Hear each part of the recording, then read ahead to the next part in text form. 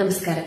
അപ്പോൾ അടുത്ത ഒരു ചക്രം എന്ന് പറയുന്നത് അനാഹത ചക്രം അല്ലെങ്കിൽ അനാഹത ചക്രം എന്ന പേരിലൊക്കെ അറിയപ്പെടാറുണ്ട്. ഇതിന് ഹാർട്ട് ചക്ര അല്ലെങ്കിൽ ഹൃദയ ചക്രം എന്നും വിളിച്ചു വരാറുണ്ട്.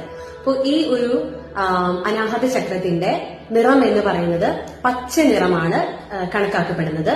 അതുപോലെ തന്നെ ഈ ഒരു അനാഹത ചക്രം സിറ്റുവേറ്റ് ചെയ്തിരിക്കുന്നത് നമ്മുടെ ഹൃദയം എവിടെയാ? ചെസ്റ്റിലാണ് അല്ലെ? അപ്പോ അതുപോലെ തന്നെ ഈ ചക്രം ഇരിക്കുന്നതും ഹൃദയഭാഗത്തായിട്ടാണ്, അതായത് ചെസ്റ്റിൽ തന്നെയാണ് ഈ ഒരു ചക്രത്തിന്റെ സ്ഥാനം എന്ന് പറയുന്നത്.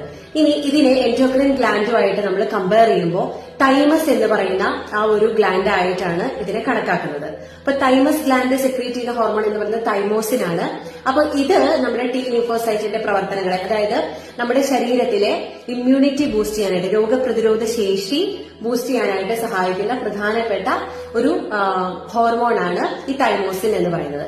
അപ്പൊ ഇതാണ് നമ്മൾ ഇതിന്റെ ഒരു സയന്റിഫിക് ആയിട്ട് നമ്മൾ ചിന്തിക്കുകയാണെങ്കിൽ ശരീരത്തിലെ ഏത് അവയവത്തിനെയാണ് ബാധിക്കുന്നത് അല്ലെങ്കിൽ ഏത് അവയവത്തിനെയാണ് നമ്മൾ ഈ ഒരു ചക്രമായിട്ട് കമ്പയർ ചെയ്യുന്നത് എന്നുള്ളത് നമുക്ക് മനസ്സിലാക്കാം. ഇനി അതുപോലെ തന്നെ പഞ്ചമഹാഭൂതങ്ങളിൽ വായു എന്ന് പറയുന്ന ഇലമെന്റ് ആണ് ഈ ഒരു ചക്രത്തെ പ്രതിനിധീകരിക്കുന്നത്. അതുപോലെ തന്നെ അപ്പൊ നമ്മൾ എന്ത് വിചാരിക്കണം? നമ്മൾ ഹാർട്ട് എന്ന് പറയുന്ന അല്ലെങ്കിൽ ഹൃദയം എന്ന് പറയുന്ന ഒരു സംഭവത്തിനെ ലവ് അല്ലെങ്കിൽ സ്നേഹം എന്നുള്ളൊരു വാക്കുമായിട്ട് നമ്മൾ കണക്ട് ചെയ്യാറുണ്ട് അല്ലെ?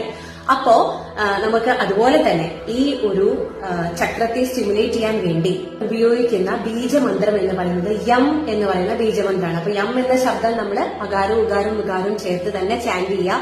എന്നിട്ട് നമ്മുടെ മനസ്സിന്റെ ഉള്ളില് നമ്മൾ കൊടുക്കേണ്ട ഒരു അഫർമേഷൻ എന്ന് പറയുന്നത് ഐ ലവ് എന്നുള്ള ആ ഒരു മീനിങ് ആണ്, അല്ലെങ്കിൽ ആ ഒരു അർത്ഥത്തെയാണ് നമ്മൾ ഇതുവഴി ഉൾക്കൊള്ളാനായിട്ട് ശ്രമിക്കേണ്ടത്. അപ്പോ ഞാൻ സ്നേഹമാണ്, അല്ലെങ്കിൽ ഞാൻ സ്നേഹിക്കുന്നു, ഞാൻ എല്ലാവരെയും ഇഷ്ടപ്പെടുന്നു, എന്നെ എല്ലാവരാലും ഇഷ്ടപ്പെടാനായിട്ട് സാധിക്കണേ. അപ്പോ അങ്ങോട്ടും ഇങ്ങോട്ടും അല്ലെ? അപ്പൊ ആ ഒരു ടു ആൻഡ് ഫ്രോ, അങ്ങോട്ടും ഇങ്ങോട്ടും എന്നുള്ള രീതിയിലുള്ള ആ ഒരു ഇഷ്ടം, സ്നേഹം എന്ന് പറയുന്ന ആ ഒരു അർത്ഥമാണ് നമ്മളിവിടെ ഈ ഒരു ചക്രത്തെ സ്റ്റിമുലേറ്റ് ചെയ്യുമ്പോൾ ഉദ്ദേശിക്കേണ്ടത്. അതുപോലെ തന്നെ ഈ ചക്രത്തെ സ്റ്റിമുലേറ്റ് ചെയ്യാനായിട്ട് നമ്മൾക്ക് ഉപയോഗിക്കാവുന്ന യോഗാസനങ്ങൾ എന്ന് പറയുന്നത് ഒന്ന് ഭുജംഗാസനം, മറ്റൊന്ന് ചക്രാസനം, അതുപോലെ തന്നെ അർദ്ധ മത്സ്യേന്ദ്രാസനം. ഇതൊക്കെ നമുക്ക് ഈ ഒരു ചക്രത്തിനെ സ്റ്റിമുലേറ്റ് ചെയ്യാനായിട്ട് ഉപയോഗിക്കാം. ഇനി പ്ലാനറ്റുകളിൽ ശുക്രൻ, അതായത് വീനസ് എന്ന് പറയുന്ന ആ ഒരു പ്ലാനറ്റുമായിട്ടാണ് ഈ ഒരു ചക്രത്തെ നമ്മൾ ബന്ധിപ്പിക്കുന്നത്.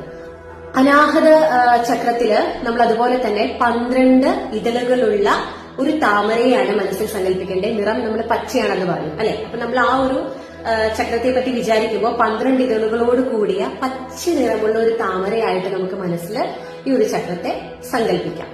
അപ്പോ ഇതൊക്കെയാണ് നമുക്ക് ഈ ഒരു അനാഹത ചക്രം അല്ലെങ്കിൽ അനാഹത ചക്രത്തെ കുറിച്ച് മനസ്സിലാക്കാനായിട്ട് സാധിക്കാം. ഇനി അടുത്ത ഒരു ചക്രത്തെ പറ്റി അറിയാനായിട്ട് തുടർന്ന് നോക്കാം. Thank you.